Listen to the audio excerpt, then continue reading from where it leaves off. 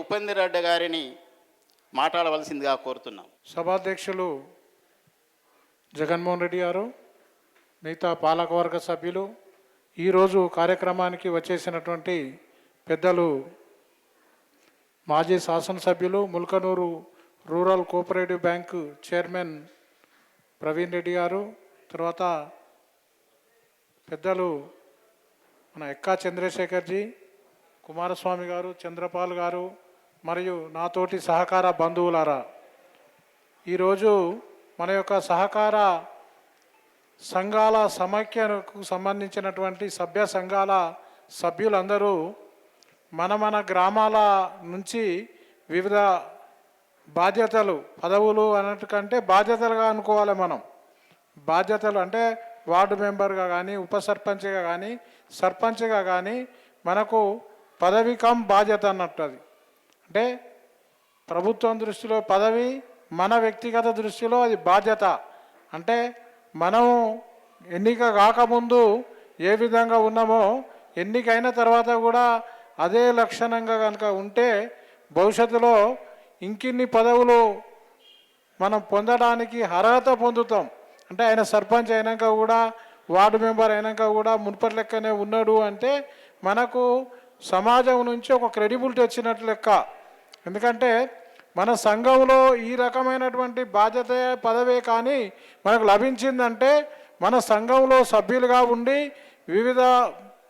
వివిధ వర్గాల యొక్క ప్రజలతోని మనం అన్యోన్యంగా ఉండటం వల్లనే సమాజం మనను గౌరవించుకొని మనకు ఒక బాధ్యతను కేటాయించడం జరిగింది. దీంట్లో ఒక సహకార సంఘంలో ఏ రకంగానైతే బాధ్యత నిర్వర్తించినామో సమాజంలో మనం ఆ రకమైనటువంటి బాధ్యతలను నిర్వహించడానికి సమాజం మనకు ఆమోదం తెలిపి వారు మన మీద ఒక పెద్ద బాధ్యతను పెట్టడం జరిగింది. అయితే ఈరోజు వరకు మనకు పదవి వచ్చింది కాబట్టి మనం ఇంకా ఏది చేసినా చెల్లుబాటు అవుతుంది అంటే ఈ పదవితోనే మనం మన ఇంట్లో కూర్చుంటే పెడుతుంది సమాజం. అందుకోసం ఏంటంటే మనం గుర్తెరిగి మన యొక్క ఇంకా బాధ్యతాయుతంగా చేస్తే భవిష్యత్తులో మరిన్ని పదవులు రావడానికి అవకాశం ఉంటుంది.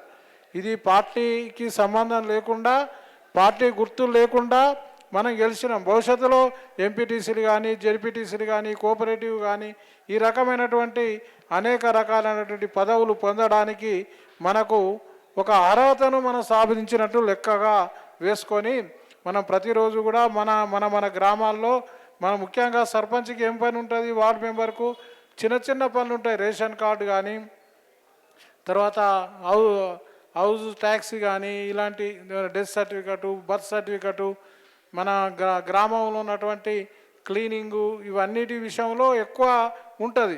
దానికి ఏంటంటే మనం పై అధికారులతో కానీ, మనకు సంబంధించిన సిబ్బందితో కానీ మనం సక్రమంగా చేయించి వాళ్ళు అడిగినప్పుడు సక్రమంగా స్పందిస్తే దానికే సమాజం సంతోషపడుతుంది. ప్రజలకు చిన్న పనుల విషయంలోనే వాళ్ళకు ఎక్కువ ఆశలు ఉంటాయి. మన యొక్క మాట తీరే, మనం ఎక్కడైనా కూడా అంటారు, మాట తీరు మంచిగా ఉంటే మనకు ఎక్కడైనా అన్నం పుడుతుంది అంటారు. అదేవిధంగా ఏంటంటే మన యొక్క ఆలోచన విధానంతో ఆ రకంగా చేసుకుంటే చాలా బాగుంటుంది. అదేవిధంగా ఇప్పుడు ఇంతకుముందు ప్రవీణ్ రెడ్డి గారు వాళ్ళ యొక్క సొసైటీలో అనేక రకాలైనటువంటి సేవలు ఉన్నాయి. ఉదాహరణ కనుక చూసుకుంటే మనకు వాళ్ళు ఒకటే అప్పు ఇస్తున్నాం, పొదుపు మీద అప్పు. వాళ్ళు వాళ్ళ గ్రామాలకు సంబంధించి అన్ని రకాల అప్పులు, ఒక 33 రకాల అప్పులు వాళ్ళ ఇస్తున్నారు. అదే కాకుండా అనేక రకాలైనటువంటి సామాజిక కార్యక్రమాలు చేస్తున్నారు. ఇదే విధంగా ఇప్పుడు చాలామంది ఇప్పుడు మనకు సర్పంచులుగా, ఉప సర్పంచులుగా, వార్డు మెంబర్గా గెలిచింది కాబట్టి దీంతోనే మన సమాఖ్య కూడా సంతోషపడి మనం బాగా చేస్తున్నాం అనేది కాకుండా మనం ఇంకా ఎలాంటి సేవా కార్యక్రమాలు చేయవచ్చు. ఈ ప్రాంతానికి ఒక చక్కటి జూనియర్ కాలేజీ, మనం ఏదో చైతన్య నారాయణకు మన పిల్లల్ని వేసి మన అడ్డగోలు ఫీజులు కట్టే కంటే మనమే మన యొక్క సహకార సంఘం ద్వారా ఒక ఎడ్యుకేషన్ సొసైటీ స్థాపించి ఒక జూనియర్ కాలేజో, ఒక స్కూలో, లేకపోతే ఒక హాస్పిటలో ఈ రకంగా మనం ఆలోచిస్తే ఇప్పుడు ఇంతమంది 12,000 మంది సభ్యులు ఉన్నాం. ఇలా మనకు సంబంధించిన పిల్లలు చాలామంది అలా డాక్టర్లుగా, ఇంజనీర్గా చదువుతుండ్రు. వాళ్ళందరినీ కూడా వాళ్ళ యొక్క సేవలను ఎక్కడికో వెళ్ళే బదులు మన ప్రాంత అభివృద్ధికి, మన ప్రాంత ప్రజల అవసరాల కోసం మనం కనుక ఆలోచిస్తే చాలా చక్కని ఉపయోగం ఉంటుంది. దానికి మన శేఖర్జీ లాంటి వారి పెద్దల సలహాలు కూడా తీసుకోవచ్చు. వారు అనేక రకాలైనటువంటి సేవా ప్రాజెక్టులు ఆర్ఎస్ఎస్ ద్వారా చేయడం జరుగుతుంది. మనకు కూడా వారు సహకరించడానికి రెడీగా ఉన్నారు. ఇంతకుముందు కూడా మనం మెడిప్లస్ వాళ్ళ డయాగ్నోసిస్ సెంటర్తో కూడా మాట్లాడడం జరిగింది. ఈ ప్రాంతం వాళ్లకు ముందు మన హెల్త్కు సంబంధించిన మన సభ్యుల హెల్త్ కోసం కూడా మనం ఆలోచించడం జరిగింది. దాని విషయంలో కూడా ఇంకా మరొకసారి మీ యొక్క పాలక వర్గము, సభ్య సంఘాలకు సంబంధించిన వ్యక్తులు అందరూ మరొకసారి కూర్చుండి దాని విషయంలో ఆలోచించి మళ్ళా ఇంకా ఇక్కడితోని విశ్రమించకుండా మనం 12,000 మంది సభ్యులను 15,000 మంది, ఇంకా 50 సంఘాలు ఉన్నాయి, వాటిని 60 సంఘాలుగా ఈ రకంగా చేసుకుంటే మన ఫెడరేషన్కి కానీ సభ్య సంఘాలకు కానీ అన్ని గ్రామాలలో ఇంతకుముందే అధ్యక్షులు గారు చెప్పినట్టు అది ప్రభుత్వ భూమి అయినా ప్రైవేటు భూమి కూడా ప్రతి గ్రామంలో తప్పనిసరిగా మన సంఘానికి ఒక భవనం ఉండాలి.